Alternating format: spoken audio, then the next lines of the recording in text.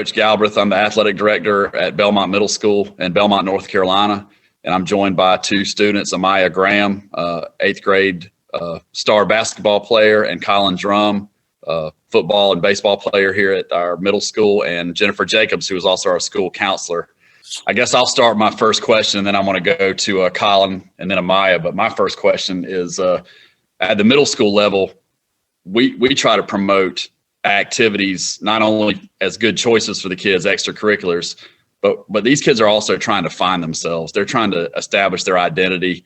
They're kind of breaking away from mom and dad. They want to start becoming adults, and we're trying to give them good choices. You were part of extracurricular activities and still had troubles with substance abuse. Can you speak to that from like a middle school level? I think that's, I say this often when I speak. I think that's the scariest thing about addiction. Nobody knows who's going to suffer from it. It's the complete unknown. I mean, if you lined me and my friends up when we were in middle school or high school, I was not one of them that they would say is probably at the highest risk. I kind of fell down into the bottom half of the group as far as engaging in drugs or alcohol.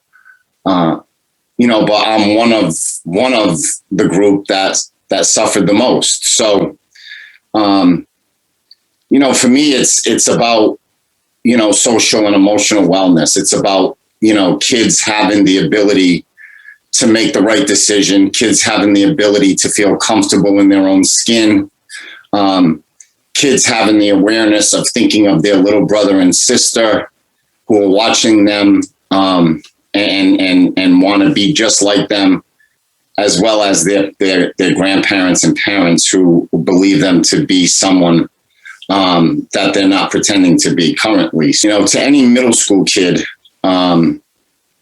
who's walking that line right now, I just want them to know that I'm proud of them. I was a star athlete, but not a star socially.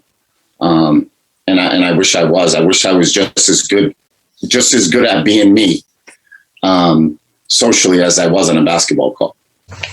So, Chris, when did you first do drugs, and was it because of peer pressure or something else? It was multi-layered, right? I think there was a little bit of peer pressure. I think, what I was going through in my family, my parents were starting to struggle when I was in 8th grade.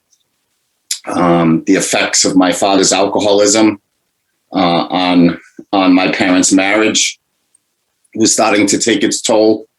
And I was now old enough to realize that. I was old enough to know why my mom was sad. How come my father wasn't coming home at night?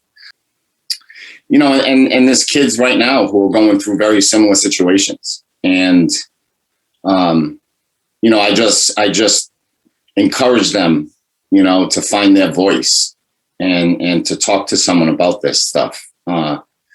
I was very private and guarded and kept it to myself and didn't know who to go to. And, in hindsight, looking back, I wish I found relief in other places, in healthier places. What is the longest time you went without using drugs, and how were you able to go so long before using them? Gosh, I mean, it's pretty close, right? I mean, I'm coming up on 13 years sober, so that's definitely probably my longest stretch, right? I mean, up until I was, a newborn till 14 years old.